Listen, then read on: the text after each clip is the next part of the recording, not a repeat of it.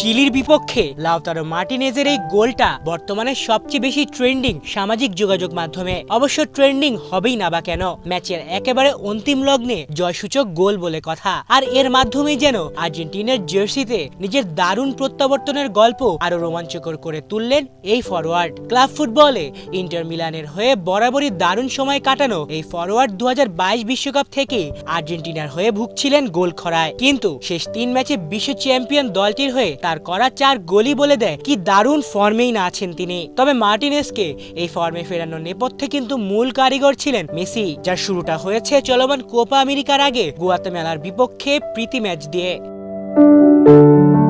Guatemala ম্যাচের মাধ্যমেই যেন মার্টিনেজের গোল খরা কাটানোর দায়িত্ব নিজ কাঁধে তুলে নেন মেসি। সেদিন তাকে পেনাল্টি গোল করতে দেওয়ার পাশাপাশি একটি অ্যাসিস্টও করেছিলেন অ্যালেন টেন, যার ফলে জোড়া গোল করেন মার্টিনেজ। আবার কোপা আমেরিকায় আর্জেন্টিনার প্রথম ম্যাচেও কানাডার বিপক্ষে মেসির অ্যাসিস্টেই গোল করেছিলেন মার্টিনেজ। আর বুধবার চিলির বিপক্ষেও মেসির নেয়া কর্নার থেকেই গোল করলেন তিনি,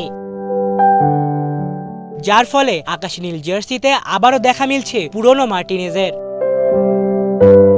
আর এভাবেই আর্জেন্টিনা ভক্তদের ভরসার জায়গাটা যেমন ফেরত পেয়েছেন লাউতারো, ঠিক সেভাবেই হয়তো বস লিওনেল স্কালোনি এখন তাকে আরেকটু বেশি ভরসা করবেন। যদিও শুরুর একাদশে তার জায়গা পাওয়াটা সহজ হবে না, তবে চলমান কোপা আমেরিকায় আর্জেন্টিনার সুপার সাব হিসেবে পুরো টুর্নামেন্টে ইফেক্টিভ ভূমিকা রাখবেন লাউতারো, এই কথা অন্তত পক্ষে আশা করা যেতেই পারে।